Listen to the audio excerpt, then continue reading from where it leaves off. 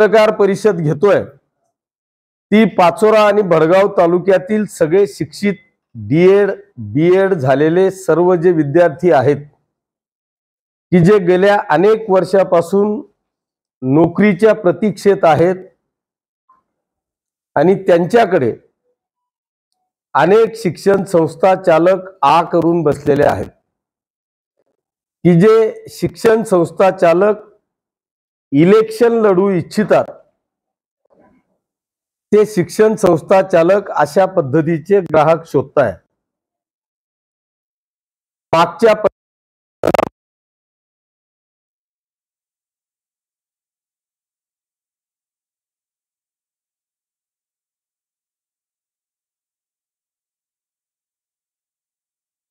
भडगाव तालुक्यातले किमान 20 ते 25 तरुणांची फसवणूक केलेली होती की ज्यांच्याकडून 15-20 लाख रुपये घेऊन त्यांना बोगस अप्रूव्हल दिले गेले होते। ते बोगस अप्रूव्हल शालार्थ आयडी करता नाशिकचे उपसंचालकांकडे सबमिट केले गेले होते आणि सबमिट केल्याच्या नंतर जेव्हा तो विषय मला लक्षात आला त्यावेळेस आपण संबंधित उपसंचालकाला विधानसभेमध्ये आवाज उठवून निलंबित केलं होतं। आता तीच परिस्थिती आलेली आहे की अनेक शिक्षण संस्था चालक विधानसभेच्या रिंगणात उतरण्याची शक्यता आहे। त्यांनी इच्छा व्यक्त केलेली आहे, निवडणुकीमध्ये ते आता कामाला लागलेले आहेत आणि अशा परिस्थितीमध्ये अनेक जो बेरोजगार की अनेक वर्षापासून तो ह्या शिक्षण संस्था चालकांकडे 10-10, 5-5 वर्ष पाणी भरतोय, अशा विद्यार्थ्यांना बोगस अप्रूव्हल मिळण्याची शक्यता आहे, त्यांची लूट होऊन त्यांची फसवणूक होण्याची शक्यता आहे। अनेक विद्यार्थी 10-10 वर्ष पैसे देऊन त्यांच्या मागे फिरताय आणि मग एका हाताने देताय आणि 2-2 हाताने पैसे काढण्यासाठी आमच्या सारख्यांच्या मागे फिरताय।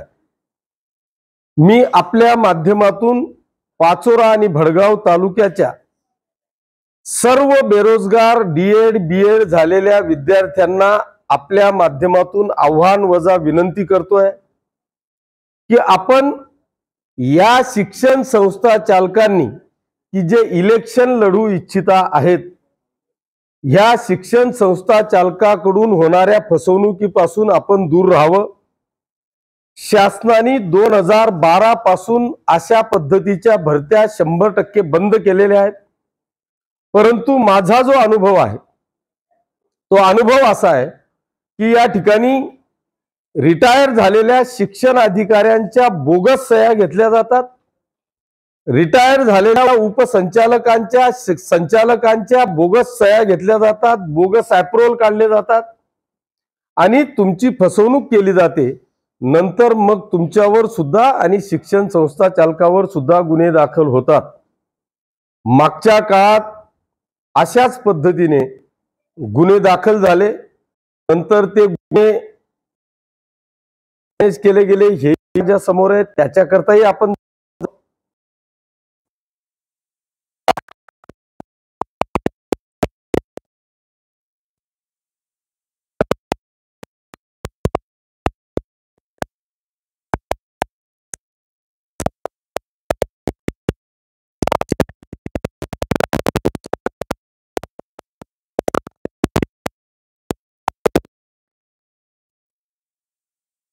माझी आपल्या माध्यमातून या ठिकाणी विनंती आहे की सर्व बेरोजगार विद्यार्थ्यांनी आपली स्वतःची फसवणूक न करून घेता अशा बोगस शिक्षण संस्था चालकांपासून सावध राहावं। मी ह्या बाबतचा आजच शिक्षण अधिकारी, उपसंचालक, संचालक यांना सुद्धा आपल्या माध्यमातून आव्हान करतोय, तुमचं आणि विद्यार्थ्यांचं नुकसान होऊ नये अशी माझी प्रामाणिक इच्छा आहे। पण हे असं कोणी शिक्षण अधिकाऱ्यांनी किंवा उपसंचालकांनी करण्याचा प्रयत्न केला तर त्याला मी हायकोर्ट सुप्रीम कोर्ट पर्यंत सोडणार नाही। त्याच्यामुळे शिक्षण अधिकाऱ्यांनी हे अशा पद्धतीचं पाऊल उचलताना 100 वेळा विचार करावा। आपल्या या राज्य सरकारने पवित्र पोर्टलच्या माध्यमातून विनामूल्य इतकी चांगली सेवा या ठिकाणी काढलेली आहे। मला वाटतं जवळपास 80% जागा भरण्याचा निर्णय राज्य सरकारने घेतलेला होता। त्याच्यापैकी मला वाटतं 70% जागा भरल्या गेलेल्या आहेत, 10% जागा राहिलेल्या आहेत।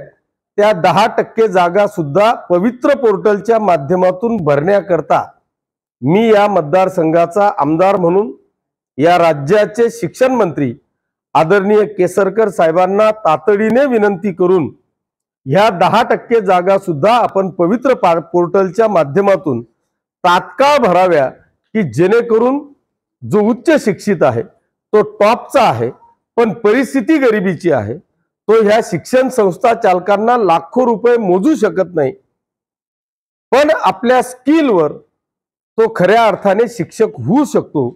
अशा विद्यार्थ्यांकरता तात्काळ त्या 10% जागा ज्या भरायच्या आहेत त्या मोकळ्या कराव्या, अशा पद्धतीचं आव्हान वजा विनंती मी या राज्याचे शिक्षण मंत्री महोदयांना करणार आहे। परंतु कोणत्याही बेरोजगार विद्यार्थ्यांनी आपली फसवणूक होऊ नये, कारण हे 2 महिने हे ह्या लोकांचे अशा पद्धतीचे जे धंदे आहेत की तुमच्याकडून पैसाही जमा करायचा, तुम्हाला सुद्धा कामाला लावायचं आणि तुमच्या माध्यमातूनच शिक्षकांच्या माध्यमातूनच इलेक्शन लढायचं, हा जो काही गोडनच धंदा या शिक्षण संस्था चालकांचा आहे हा होऊ नये, विद्यार्थ्यांची फसवणूक होऊ नये एवढीच विनंती माझी या माध्यमातून आहे। मी कोणत्याही विद्यार्थ्याच्या विरोधात नाही, पण त्याची फसवणूक होऊ नये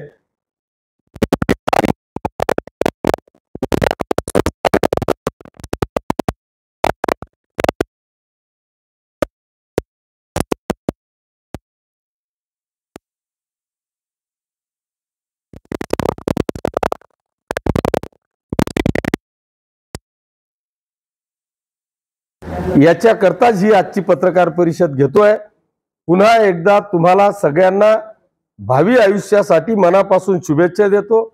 गणेश चतुर्थीच्या दिवशी आज सगळ्यांना शुभेच्छा देतो आणि गणरायाच्या या पवित्र काळामध्ये आपल्यावर कुठल्याही प्रकारचं विघ्न येऊ नये म्हणूनच गणराया चरणी प्रार्थना करतो। धन्यवाद। जय हिंद, जय महाराष्ट्र।